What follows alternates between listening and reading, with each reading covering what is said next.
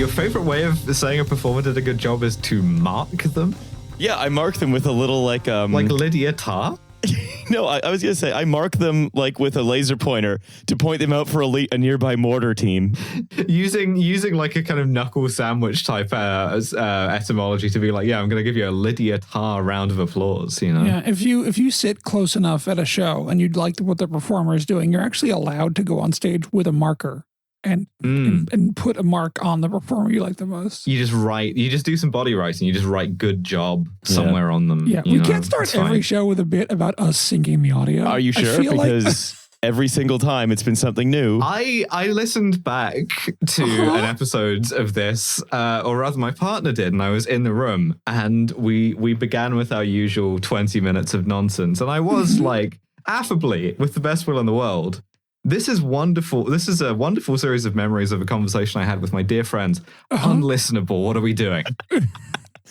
So on that basis, hello and welcome, I guess, to welcome podcast. to No Gods, No Mayors. I'm your mayor for this episode, Maddie. I'm joined as ever by my deputy mayors, November and Riley. Hello. Fantastic. And I'm clearing my throat for some reason when I'm like, I got this mute button for nothing.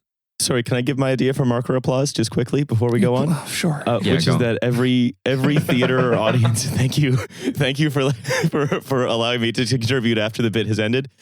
Every theater audience member should develop a tag like a graffiti writer, and then you go up and if your favorite performer you tag, and then they know who liked them. I see. Yeah. Okay. That's a good bit. That's a strong bit. Thank you. I think it's a good contribution to the bit. We're starting the show with a little segment I like to call Municipal Roundup.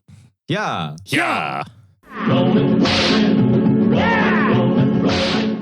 So I think to start us off, Riley, you had an update from the Lusophone world for us. I do. Okay, so we know how Ishatino when that Lusophone, collapsed and killed all those people. It's the guy who built it was like, I don't need to think about safety standards. I feel like we should have some Lusophone music because I'm bringing in a lot of Lusophone. Some fado music, yeah, just a little like guitar riff. Or we can get really confused with it and just play like a sousaphone. Well, the problem with doing some fado is that then the audience are going to be wistful and sad and experiencing saudade for the rest of the episode, which we don't want to do. Okay, well, anyways, reach for your Porto and tonic and have a listen. Oh, God, I'd love a Porto and tonic right now. But no, I have to work. Here's the thing. Ishatino Moraes. You have such an adventure game protagonist internal monologue of like, I can't drink that right now. I'm working. These items don't go together. Yeah, I just walk around looking through a keyhole. You can hear me say to myself, I'll never fit through there. No, I shouldn't go there yet. I don't think I've finished here. I think I need a red key. Once I've run out of future creative projects, I've got like 6 going at the moment. Once I finish with all of those, super Lusophone RPG. It's a text adventure in which you have to sort of commission some intricate tile work. Gao no Nauerth. No, so here's the thing. I'm so good at this.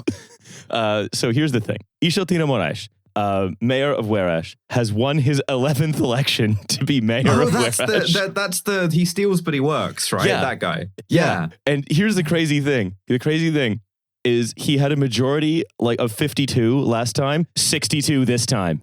He steals but he wins. Yeah, he steals but he wins. And what I like is that it was pitched as an election of him against Chega, which is like, for those of you who don't know, and the audience is like the Portuguese version of like the far right.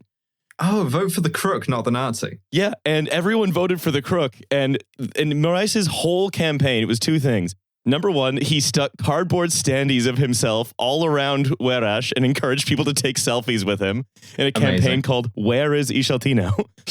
And he made himself a collectible. Fantastic. Yeah, he made himself a little a labubu. And whoever finds the most Ishaltinos and posts them on Instagram with the hashtag Where's Ishaltino wins lunch with him, which is really funny because he got famous. Why weren't we on that? I need to know why we didn't just send at least one of us out there for a week with the explicit brief to do nothing but find standees and then get lunch with him. I would love to have lunch with him so much. I think it would be a very rewarding experience. Like everyone's like, is a bribe to a Luciphone mayor for purposes of content recording a tax deductible expense for a podcast? I think so. I would love to see the court case that decides whether or not we bribed a foreign public official. Yeah, well, the good news is what we can do is make sure that it's the court case goes to Italy or Portugal, so it takes like 12 years to get resolved. And by then, we're all dead, probably. Your Honor, would you like to come to dinner with me? You know? And then you just keep working your way up. Yeah.